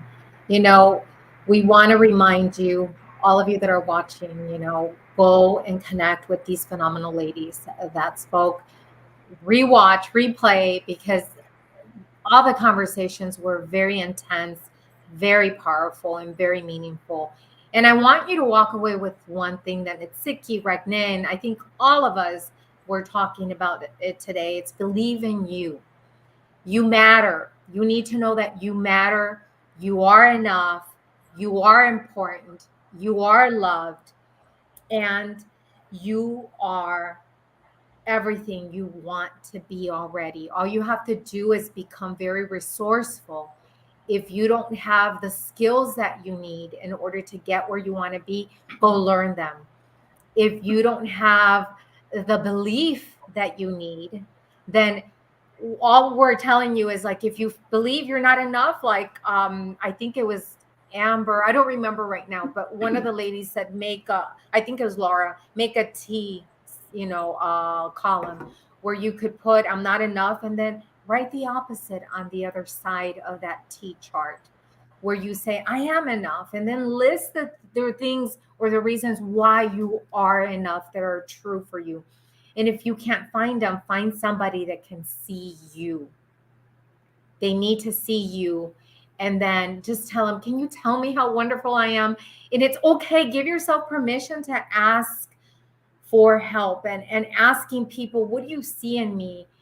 And I know it's difficult because we always shy away from our greatness, but it's important that you step into that next step of asking, what do you see in me that is great? What do you see in me that I'm good enough? So that we're reminded of who we are. And that's what exactly we're hoping that we did today. I'm going to bring some of the amazing, phenomenal leaders here. Oops, I don't want to get rid of you right now. Where are you? And we want to remind you that you are great. You are great. Oh my goodness, Dawn. Have you been here, Dawn? I did not see you. It's okay. I just got here a couple minutes. Oh, okay. Okay. Do you want to say something to us before we leave? No, I'm just here to listen. And you guys are amazing. And I think everyone's showing up says a lot about our commitment to want to help and serve others. Dawn, tell us a little bit about that lotus flower, because that message when we were in Ireland, that message of the lotus flower was very impactful and very important. And I believe that people need to hear it. Well, when I was going through my journey and really trying to understand the struggle, what helped me to see it, understand it, was that we're like the lotus flower. Us humans are like that flower, this flower that blooms from and grows from the mud. This mud, and we think of mud as like the yuck and the struggle and it is. I mean, it's really, but within that mud is also the nourishment and the nutrients and all that we get from growing. That's what we need, that to grow. And so the more we recognize and honor that mud, we can grow. so we can really, really appreciate the struggle, because all that we gain from it.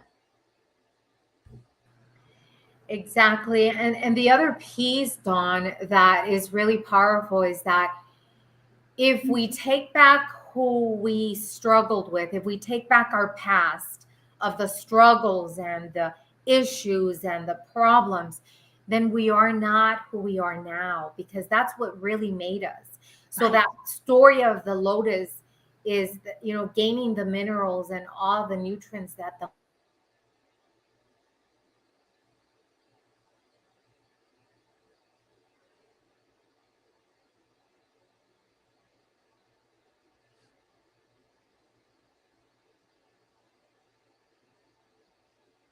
Mm. Are we frozen?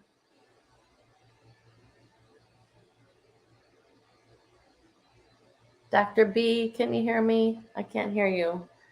You froze on me. Oh, it's frozen. Yes, yes. Yes, yes, yes.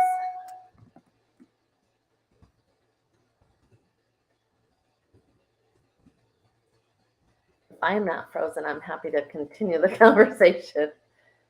Continue the. Okay, I will, for sure. Yeah, so the mud, oftentimes we'll look back, and it does take reflection. It takes, sometimes when we're in the mud, we don't realize it. We're struggling and we're trying to push through, and we're angry and we're resentful that we're where we are. And that's a really crucial time to have support, because yes, in some cases it's normal to feel very centered. When I was going through cancer, and the idea of, I have to leave this job and my husband's still not working and we have 4 children to feed. We just, our vision goes like this, our scope of focus goes like this, and we narrow in and we don't see the other pieces. We're just trying to survive. And it's really important to take a look at, if I have a roof over my head, if I have food on the table, I have money coming in, then I need to also then look at, where can I now get my emotional support, my mental support, my spiritual support from, so I can continue to grow through whatever it is that I'm in. And if those basic needs are met, then we have to start there. Start with, what are the resources? Because there are, as you saw on this panel, there are so many people that are here to serve. We do not have a lack of resources in our world, in our community, in the US even, and I'm not sure where everyone is that might be listening, but so let's see, I'm just taking a look. Okay. We have the ability to find those resources. What we have to do is know within ourselves. I think Dr. B was saying about going inside. We know we matter. We know we're strong enough. We know we belong. So we have to tap into that inner power to say, okay, I know that I need support. I need to learn something that I don't have. I don't have a resource for this thing I'm going through, this struggle I'm going through. And so we have to look for that and be willing to reach out and know that it's okay. It's part of the strength through the mud. So we don't have to stay in that mud and be stuck and then reflect later. I guess that's what I'm trying to say, is we can actually be present now. That self-awareness, that's what I teach a lot of my clients, is it's about waking up to that inner voice. Wake up to be really conscious in your life now. Continue that path, so when we go through our struggles, we can be so aware that we realize, I'm in the mud. Like, there's this awareness of it. Instead of we feel like we're drowning in it, we're aware of this mud, and we go, okay, I know I'm here, and this is really hard, but I have my team. I have resource. I'm taking care of myself. I'm using my writing. I'm journaling so that I can continue to move and grow from this mud, because there's lessons in it. There's an opportunity in every obstacle to learn and to grow, that for everybody. And I want everyone to hear that. There is an opportunity to grow from every obstacle. It's a choice. And I will sometimes say that choice is our superpower. I have this choice, because often we'll say, I have a choice, Dawn. This is horrible. Well, we don't always get to choose what's coming towards us, what's out here in the world. We don't often get to choose that, but we get to choose how we show up and how we're going to respond. And if we realize that, that empowers us to say, yeah, I own my life. I get to be responsible for me, and I can see this opportunity as a way to grow and to learn. And so that's the message from the mud. I can learn from this. I can grow. It's going to nourish me. It's going to transform me into someone that I know I want to be. I just don't see it yet, and that's okay. Mm-hmm. And I will continue to grow. Thank you, Dawn. Thank you. Thank you so much for sharing and being here, because I think we ended it with the right message also, because that story of the mud is powerful and people need to hear it. So I'm going to bring all the panelists up. I think we lost Renee. You kind of lost me too. The internet went a little crazy on me on my side. But you know what? It's all good. It's all learning. And we're still here. Gigi, I don't know if you're here, Gigi. Yes, ma'am. But I know I really want to thank everybody for showing up, for having these difficult conversations that the world needs to hear. And let's share, let's comment, let's let our friends and families know that this panel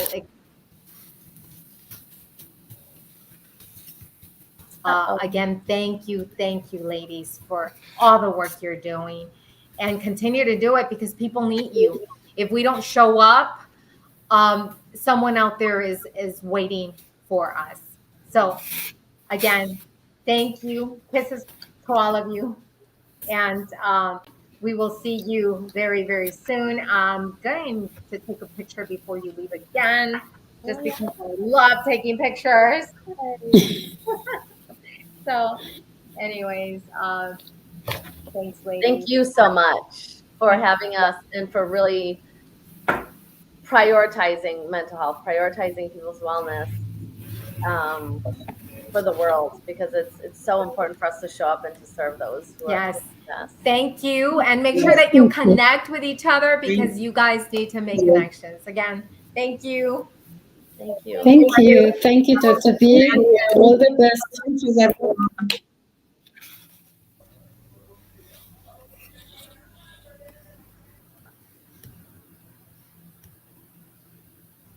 Thank you, everybody. Thank you. Bye-bye.